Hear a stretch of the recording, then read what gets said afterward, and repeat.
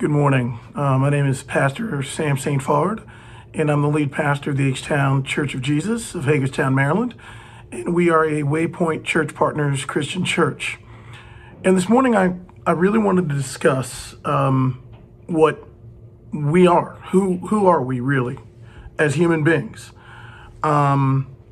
This is what I call vlogs. And I do these because I want to kind of share what I'm learning on my spiritual journey. And I was baptized into Jesus Christ 31 years ago in July of 1989. And it was at that time that I came into a relationship with God. And what does that look like? What does that really mean? Who am I? Who are we as human beings? And I think it's really important to begin this thought or this vlog by establishing that we are not the human bodies that we occupy. I'm going to let that sink in for a second before I continue. We are not the human bodies that we occupy. We are actually immortal beings made in the image of God that are called souls. We are souls. And we are souls that occupy a repository called a human body. So here's how I know that. Here's how anyone should know that. It's because the human body ultimately is going to perish. The human body ultimately is going to expire. The human body, when it is all said and done, is going to die.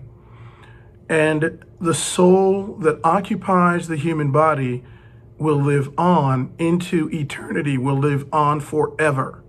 So we are actually the souls within the repository called a human body. And that's a fact. That's the truth. Now, where do we learn this? How do we know this? We learn this from the Holy Bible. We learn this from the book that represents and is an icon that is Jesus of Nazareth, who we know is the Son of God. Now, how do we know he's the Son of God? Because of an impeachable, irrevocable, unimprovable, in other words, it cannot be disproved, historical event that's called the resurrection of Jesus of Nazareth. And we know, according to Roman history, now why do we go by Roman history and not the history of any other nation at that time in Western civilization? The reason we go by Roman history is it was Rome who occupied Israel. So we don't go by Israeli history of that day. We go by Roman history, and according to Roman history, Pontius Pilate was the governor of Judea, where Jerusalem was located, and he was the governor of Judea from 26 AD through 36 AD. And when you look into the annals of Roman history, in 30 AD, a Jewish carpenter turned rabbi or teacher came before him because he was claiming to be the king of the Jews. In 30 AD, and according to Roman history, Pontius Pilate condemned this man to death for treason and sedition against the Roman Empire.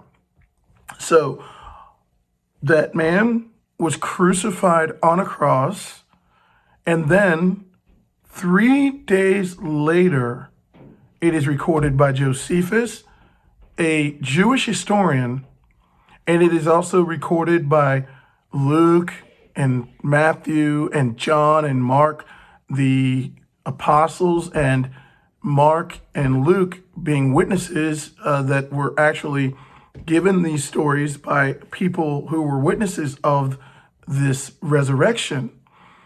It was then noticed that that body that had died on that cross was no longer in the tomb where it had been laid to rest.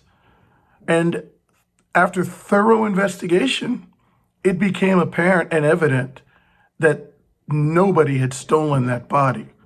Nobody could have moved that stone because it was easy to roll into place over the tomb, but there were grooves that it was rolled into, and it would have been extremely difficult to unhinge it from the grooves that it was in and push it away.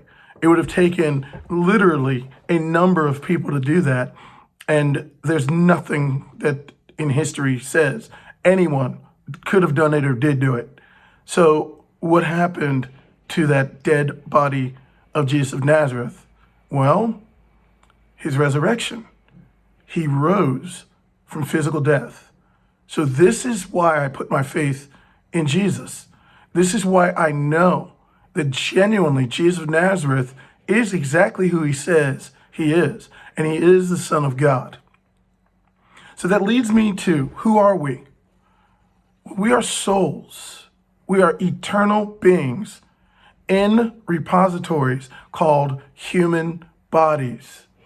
And because we are souls, it is very important for us to answer the question, am I going to continue to live my life for the pleasure and the selfishness and the temporary life I'm living? Or am I going to live for eternity? Am I going to live for what is going to last forever? Or as Jesus puts it, for treasures in heaven. There's only one way to live if we're genuinely going to live forever. If our souls are not going to experience eternal death, eternal separation from God. There's only one way, and it's Jesus. And so I want to leave you with a scripture reference that I am hoping at this point you will go to a Bible and read.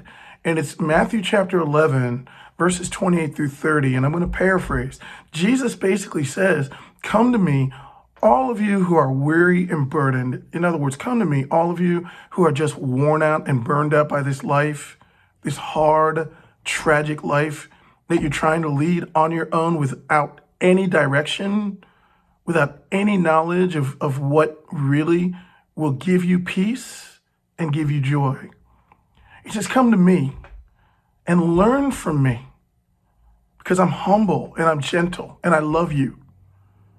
And then I will give you rest for your souls. Rest for your souls.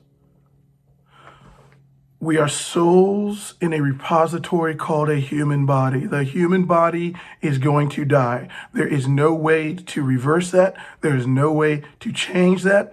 We don't even know when we're going to die, but we are definitely going to die. If we identify ourselves as the human body, we got issues.